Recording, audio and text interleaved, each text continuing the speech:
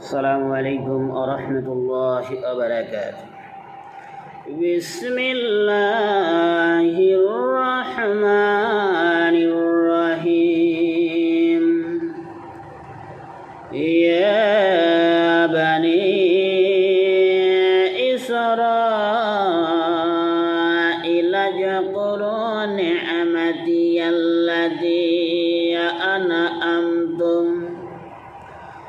أنعمت عليكم وأني فضلتكم على العالمين.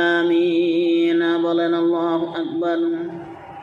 হে বনি ইসরাইল, আমার সে অনুগ্রহকে স্মরণ করো যদ্বারা আমি তোমাদেরকে অনুগ্রহিত করেছি আর সমস্ত বিশ্বে সবার উপরে তোমাদেরকে শ্রেষ্ঠত্ব দিয়েছিলাম বা দিয়েছি।